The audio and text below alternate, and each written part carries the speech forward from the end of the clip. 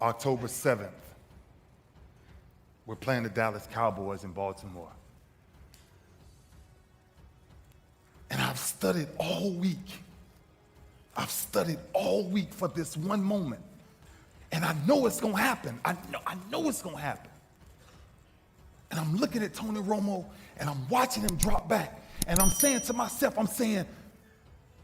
drop and just pick up your hands and just pick it. Pick means interception. Right? And I'm saying, just catch it. Just pick your hands up and catch it, Lou. You done saw this play all week. Fourth quarter, big drive, Baltimore going crazy. And in the midst of it, the play happens, Romo drops, and I'm sitting there, and in my head, I promise you, I went through every thought. Catch it, knock it down, don't put your hands up. And the moment I hesitated, for a moment, and by the time I put my hand up, my hand started to come down. And I felt the sound. I heard a sound that I have never heard in my entire life.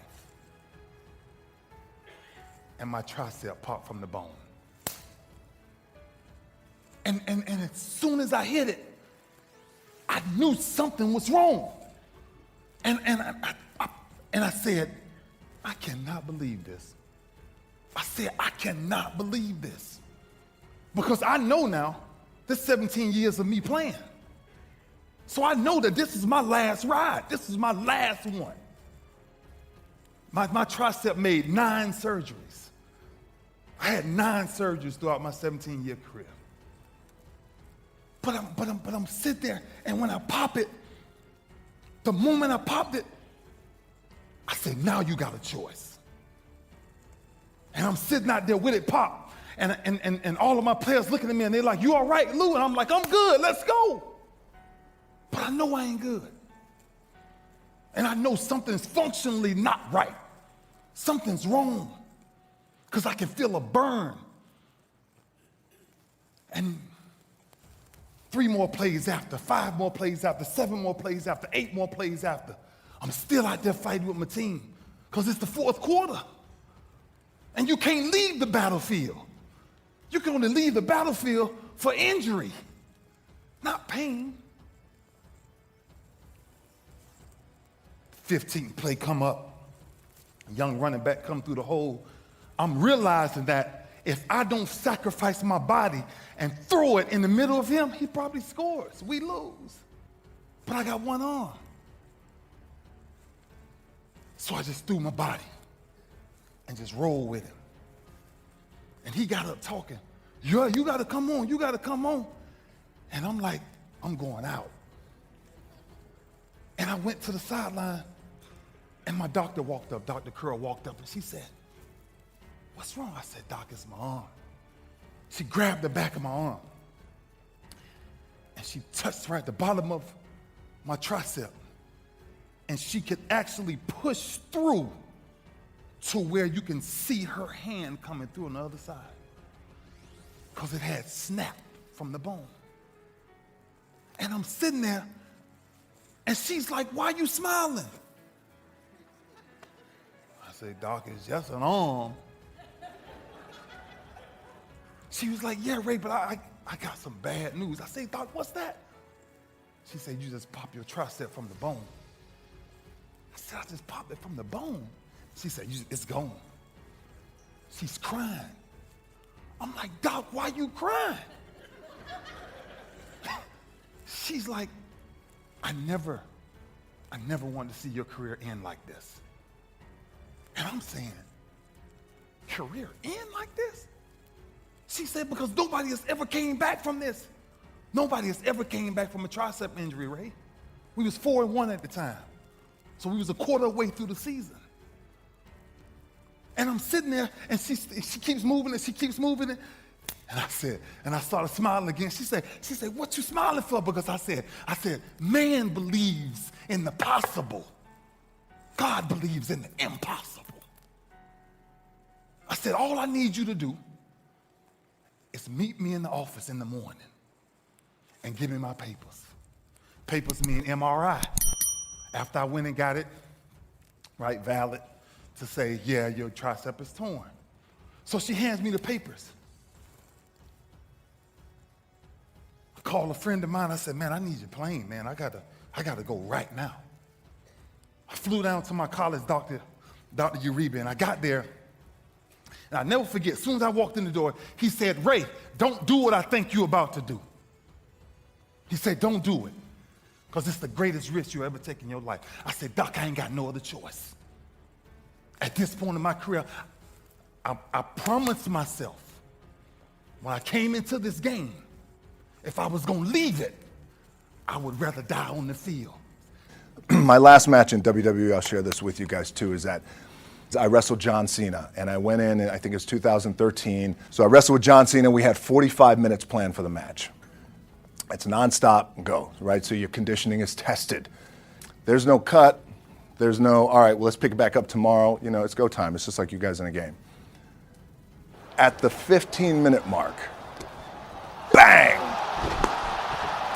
I feel something pop. I'm like, boom! What the fuck? I'm laying there, and both of us are out. I said, oh, fuck, something's going on. And I stick my hand, now there's 85,000 people, right? And we're just laid out like this. I kind of roll over, I stick my hand down in my trunks just to see, I want to make sure that there was no bone sticking out. So if there's no bone sticking out, what the fuck? Something just happened. Referee comes over and he's like, Rock, you all right? And I'm like, yeah, I think I'm all right. I said, fuck. I get up, I go to step, and I can't step. I can't do this. I have to use my leg like momentum. I gotta do that. So now in that moment, and you guys are gonna have these moments, you probably already had them already, where you're in the game and you're in the thick of things, and you gotta make a decision. What I gotta do? I'm gonna stay in the game, I committed to the team, I committed to my team, the whole entire roster, right? Bang. This happens, and now I realize I can't move my leg. And I got 30 minutes left of this match.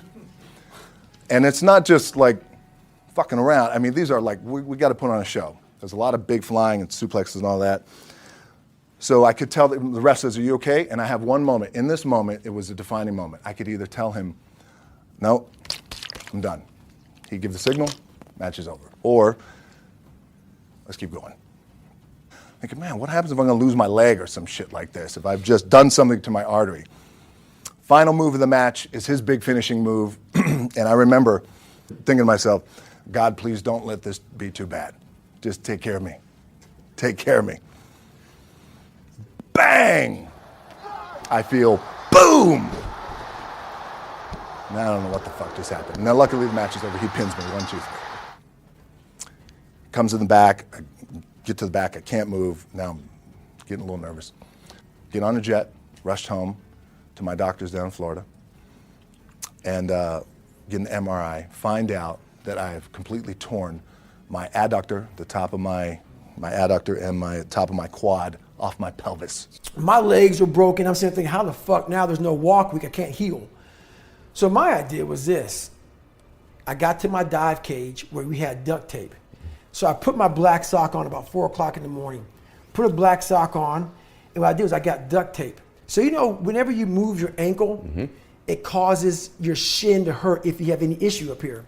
So what I did was I casted with duct tape. So I put the duct tape over the sock, and so the sock kind of protected it to give it a little cushion. I duct taped it as tight as I could, and right here at the pivot point, it created a huge pressure ulcer because your ankle still wants to move.